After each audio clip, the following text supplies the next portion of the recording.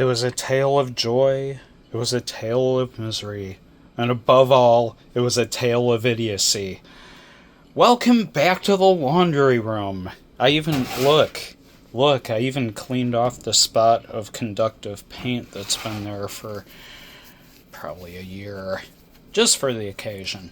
So, oh boy, do I have a story for you alls. So, I went to print this thing. This is a modified version of my poop chute. Goes on the back of the printer on an angle, about like so, and poop falls out. Poop falls out into here and slides all the way down. That was the basic idea. But the first version that I made, that's kind of annoying, isn't it? The first version I made wasn't quite as steep. It was more like probably that angle. And despite my best intentions, plastic would go so far and then just decide to randomly stop. And, it was the same steepness that I've seen on many of these add-ons. And it would just stop, and then the next one would hit it, and it'd be like, oh, I've got a friend now. And then more, and more, and more. And like little damn tumbleweeds, they're like clumping up in there, and then they pile up. And it's like, oh dear God, come on. So I decided to redesign it and make it more steep to prevent that from happening. You want to know what happened first? I went to print this thing, and for some idiot reason, the printer went through its normal bed leveling. It did the whole entire bed sheet, and then started its print, and did this. Isn't that pretty? It did its usual starting lines, scraped all the way down to the metal. I could hear it dragging. Before I could stop it, it dragged a line all the way across to here and then gouged the hell out of it, doing this little chunk of support. Why? So, I stopped it, tried it again, and it was acting funky again. It didn't do this kind of damage. I flipped it over and decided why not just trash the other side, and I stopped it anyway, and because it looked like it wasn't gonna make it. Before I managed to stop it, it pulled itself back and took the entire layer with it. All the plastic, it was just like barely there. It wasn't like laid down deep enough.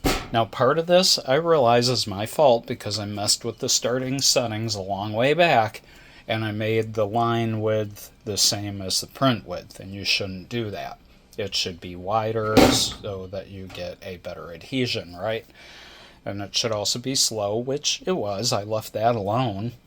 But, so, yeah, okay, partly that's me. But what wasn't me is I've been noticing for some time now that the height is not consistent between prints. Sometimes, like this one that I just pulled off of here, it's like barely on there. Other times, you can see, I've got an example for you. See this right here? That's like ground in so hard that I can't get it off of there, not without going all scrapies. And the same with this, where it didn't grind into the PEI layer. This is like so ground in that it's like nigh impossible to remove. So you gotta like heat it up and scrub at it with something like a Scotch-Brite pad or something like that to get that shit off. So the inconsistency plus the gouged up bed, I decided to get in there with the included Allen wrenches and tighten everything, which I should have done. Hear my words. When you get one of these printers, don't trust the factory. We've all heard about Qidi. Everybody's heard about Qidi. Everybody's got like some kind of story to share, and a lot of people have angry stories to share. Don't trust them. I shouldn't have. I should have listened, and I should have acted. But I figured, yeah, what's the harm, right? Well, there it is. So anyway, I went in there with the Allen wrenches, every screw I could find that had anything in any way to do with the extruder and the XY carriage and the Z axis. I went at all of them and torqued them. At least 8 of them I got a little bit of rotation out of. At least half that were loose. So, what a surprise. So I managed to print this following that, and I had a nice little party with the first layer. It was acting better, but I spent a lot of time on the first 3 layers playing with the Z height, trying to find perfect. And I think I kind of did. And then I watched the numbers, and as it happened, the numbers were quite stable. But, of course, that ain't the end of the story, because take a look at this. Now this, see this rash? That's all me. I printed this at 600 millimeters per second, top end of the printer, right? I think what was happening here, and I'll back it up with evidence to follow, is that backside is much worse than the front side. That's kind of a bonus. Hide the evidence. Anyway, what happened is, I think it started to induce a vibration because it was moving so fast that I think it was vibrating the plastic, and that caused a feedback loop. So now it's vibrating into the extruder, right? In and out of the extruder, which is flying along like hell, just causing more and more and more like a feedback loop. So you'll see, especially on this side, notice it abruptly stops. I'll give you 2 guesses why it abruptly stopped, and the first don't count. I stopped it. I got in the interface on the machine, the touch screen, while it was printing, and dropped the speed by half to 300 millimeters per second. And what a surprise! It abruptly stopped doing that. But there's more. Now, take a look at the backside here. It's really pretty all along here. There's some ghosting right where that screw hole is. I'm not particularly surprised. But other than that, that printed really nice back there. Not so much on this side. Take a close look here. You'll see this band where it's clean and then it starts up again. That again was me. I wanted to see what would happen if I started bumping up the speed in increments. I got to about 420, as fate would have it, and it started to do it again, so I backed off a step back down to like 350 or something, 60, and it still wasn't backing off, so I ended up back at 300, and that's where you get this clear patch here. And then, for no reason I can quite understand, it started to do it again. Maybe because by that point it was so tall that it was beginning to vibrate anyway. I don't know, because it didn't really last. And then there's this. This is just an ongoing tale of 3 factors. The machine,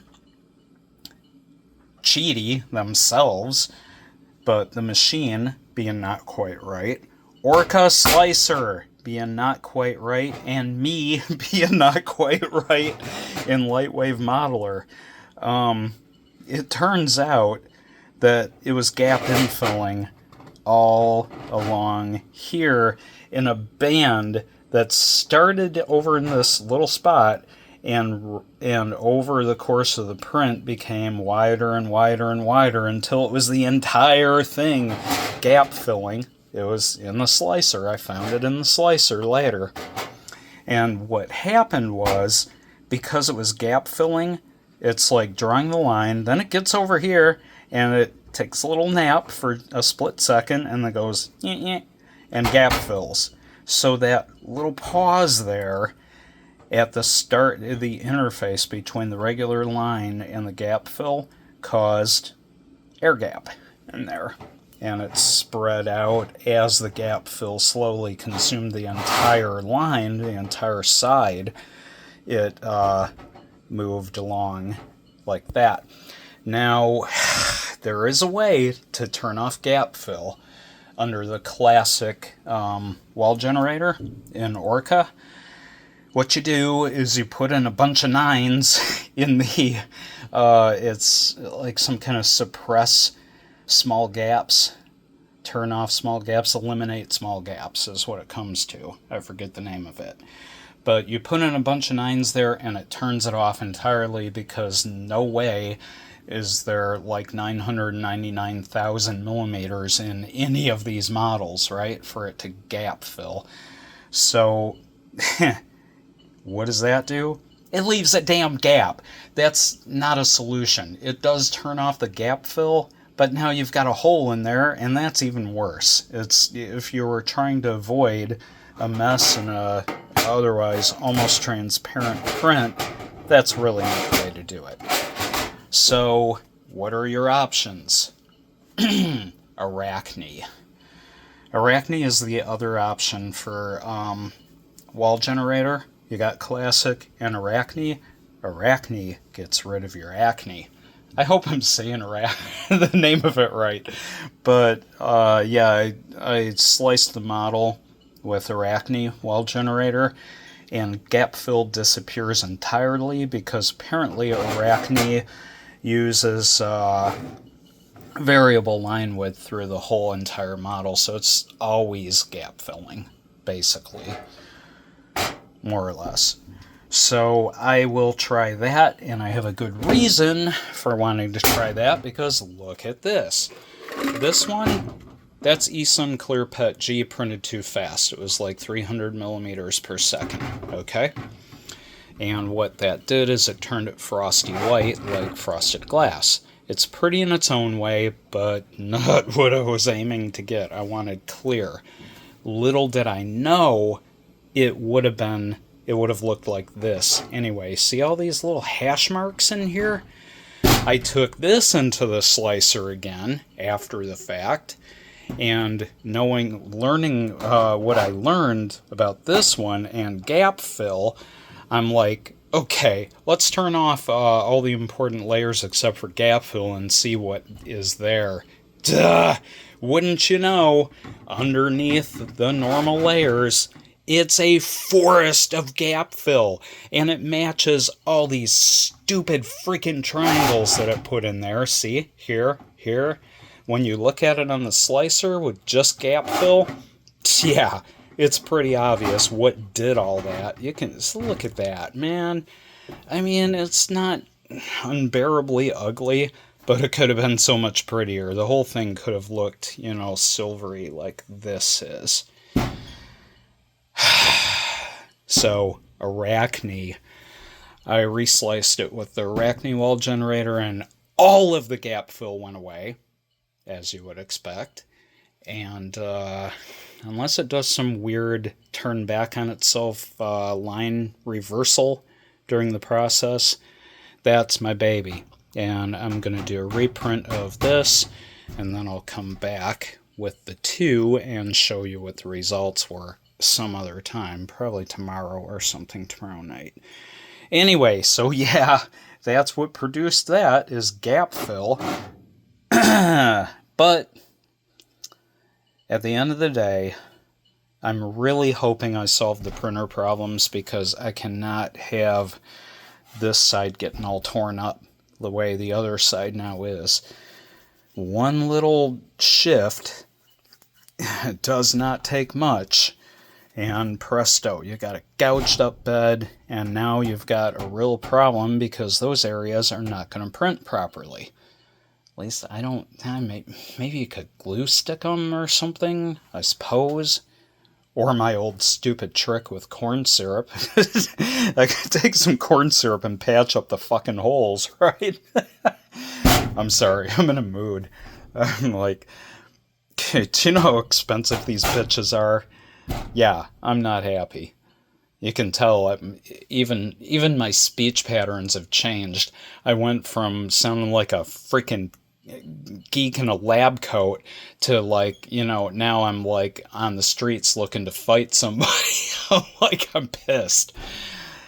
So hopefully tightening all those screws fixed the freaking problem. Before I go to bed, I'm going to put this on the back of the damn machine because I didn't do all this for nothing. I want that back there, and while I'm back there, I'm going to take a picture of the old one on it, the less steep version on it, and I'm also going to put this one in its place and take another picture of the more steep one, and then I'm going to put those two on the Thingiverse page for this particular download. And then you can see for yourself what difference it makes, and I'll also take a new shot of the steeper one going into its shorter bin and all that. That'll all be in the description. I'll give you the link for that, and etc. You know what? It's late. I'm tired. I'm irritable as all freaking hell now. And I need sleep. And it's back to work tomorrow. God, why? Anyway, there it is. There's my story. Oh, I did forget one part. I mentioned that it was partly my fault because of the modeler and myself, Lightwave Modeler. What I did is I did klutzy-ass modeling. These two endpoints here, these 2 points that form this little corner of the wall, were not straight compared to the rest of it. There was a very slight toe-in on this point right here, causing it to become... Wait, am I right? Yeah. Causing it to become more narrow and more narrow as it came down to the corner. So it hit a threshold where it could not do 4 or 5 or whatever lines here. And so it put a couple with a gap fill in. Totally my fault. I went back in Lightwave, I found my mistake, and some others, for good measure, and fixed them all, and that's the version you've got up on Thingiverse, is the corrected version, so it won't look all weird when you print it. That got rid of the gap fill right there, but, I still needed to learn all this about gap fill because that would not have solved this problem. There was nothing wrong with this model other than the way the slicer handled it. Anyway, yeah, I want to get this up, and I want to get the machine off the dresser and get the parts moved over, take the pictures, upload this freaking video to YouTube, and get some damn sleep. Anyway, thanks for visiting my washer once again. I hope y'all are having a good day out there, evening, night, hopefully you're asleep, and having decent dreams, sweet dreams. And thanks for watching, as always, and I hope I'm sharing some useful knowledge in there somewhere. See you next time. Bye for now.